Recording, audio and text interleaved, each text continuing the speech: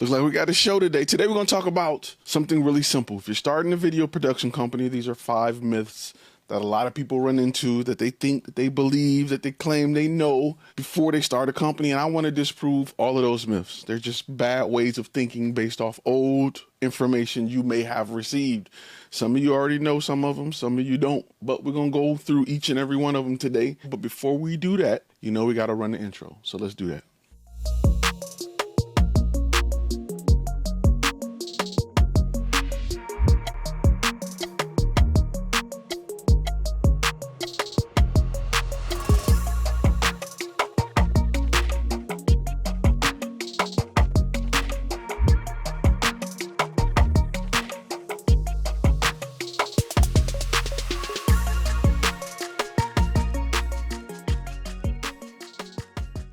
What's really good? If this is your first time on this channel, my name is Ty. I'm a former Army combat photographer, and I'm the guy over here at FlashFilm Academy. And this channel right here is designed to help you understand the business side of content creation. If you want to go somewhere to fix your girlfriend's crooked smile, fix her chipped tooth, and remove the bags from under her eyes, or your boyfriend's hairline, this ain't it. This is where you go to understand how to get that bag. And today we're going to talk about just that. Starting a video production business, specifically looking at that type of industry and understanding how to overcome some of the 5 myths that people believe when it comes to starting these companies. Because a lot of people are feeding you a lot of BS. And I want to make sure you understand what you need to know before you go in that direction. I'm going to have everybody go ahead and hit that like button, that thumbs up button real quick while we're here. Let's start with myth number 1. Myth number 1, and this is a big thing that pop up a lot of people talk about, is the fact that you can start a business by word of mouth. And some people have so-called been successful at starting businesses by word of mouth. But let me break something down to you, because a lot of people don't understand this. They don't take this into account. They don't think about it.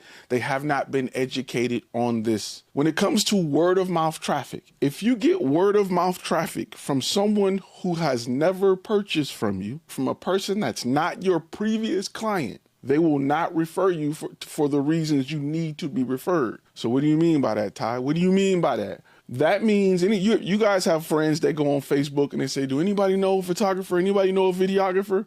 They're not looking for the best. They're looking for the cheapest. When people refer you and they try to look out for you and they're your friend, they like, oh, he good and he cheap. I don't know what he charged, but he should hook you up because he know. They're not referring you because you provide the maximum level of quality to a person that's willing to pay for it. They're providing you because they know you and you cheap. So could you start a business off word of mouth? You probably could. Should you? No. When people want something done right, they go places and look for it. If you want something done right, you're not asking somebody. You're Googling it. You're going where they are. If you want to buy a brand new car, you're going to go to that car website. You're going to go online and search for dealerships. If you want to buy a hoopty for cheap because you need something to get from point A to point B, you may ask, is anybody selling a car? But when you know what you want specifically, you know where to look for it. We live in the age of information. Ignorance is a choice. So I don't want those guys as clients, especially as a new business. Those are not the guys I want. I want people who want it done right the first time, who's willing to spend the money to get it done right the first time. Those are the clients that it's going to take for me to build my business. Those are the clients that I need to make profit so that I can put money back into my company and build my business. Hookups, side jobs, homeboy handouts, that's not going to do it for me. Not going to happen. Let's talk about number 2. Number 2 is something I preach all the time, but a lot of people is just in one ear, out the other. They don't believe me. You cannot have more success if you sell to everybody. Selling to everybody does not bring you more success. It does not bring you more money. Offering your services to everybody who want a picture does not help you. Niching down to one type of client does. It makes your world predictable. If I know who I'm selling to, I know where they hang out. I know what they look at. I know how much money they make. I know what to charge them. I can predict my success. Therefore, I can keep growing and climbing. If I'm selling to everybody, it's hard to keep up with every trend. So you have to be mindful as to who you want to go after. People telling me, where should I advertise? What kind of camera should I get? What type of lens? I don't know what you're trying to do. I have no idea. I have no idea what you're trying to do. A lens that's worth $12,000 for a sports photographer is worth nothing to a portrait photographer. You have to understand what you're trying to do, who you're trying to do it for, and then what they value. A lot of y'all make decisions based off what you value. Well, you're not spending money with you. Your ideal client is spending money with you. What do they value? But if your ideal client is everybody, there's no way to determine what your ideal client value. Consumers just want 1,000 people on their website. Business owners want 20 people that's ready to buy what they have to offer today on their website. That's ready to pull a trigger on it today is more valuable than 1,000 random people on my website, period. You have to understand that as a business owner. Number three, the third biggest myth is a lot of people think that you should focus on being price competitive. Man, I gotta have the best price. Oh, he doing it for 50, I'm gonna do it for 40. Absolutely not. That is a fool's way of going into business. You don't wanna compete on price. You wanna compete on value. But guess what? We go back to the last step. How do we determine value? By understanding who we're selling to and what they value.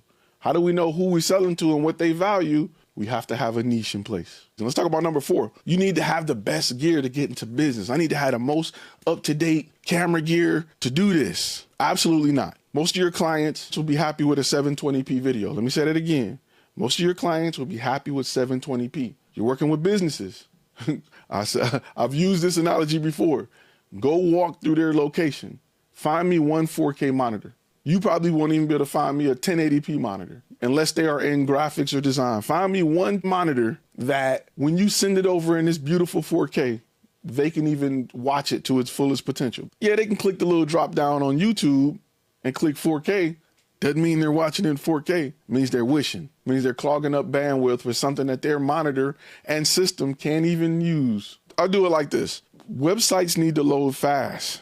They don't need a big 4K video, not yet. Most websites are viewed on cell phones. And if your website loads slow, Google punishes you for loading slow. So you don't need this huge video file to stream. You want to be fast and smooth. Last but not least, the last myth about video production companies. Great video production companies should invest heavily in gear. Nope, not at all. 2 cameras, audio device, great lighting, great microphone. Let's go. You should be invested in marketing more than anything. Your marketing and branding should be 3 times what your gear is. And if you can't afford to do that, then maybe you need to sell your A7 III and step down to an A6500 or step down a camera and use that money to get your logo right, to get your LLC, to get your website. You'll get that money back if you do the business side right. And that's a place I've been. Went out and bought all this gear. I had Ronins and everything. Wasn't shooting nothing for nobody.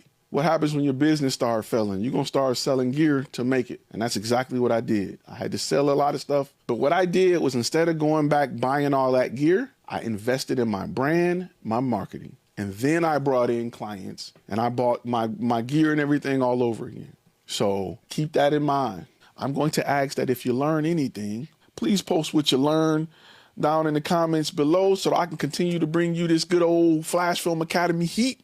And I can continue to, you know what I'm saying, punch you in the throat. I got my brass knuckles. You can't keep ducking. I got more punches than you can duck.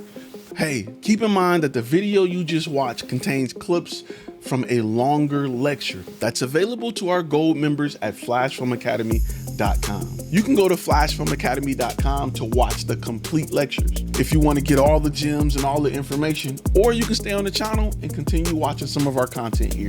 Just click one of those boxes somewhere around here. Just, yeah, you know where to go.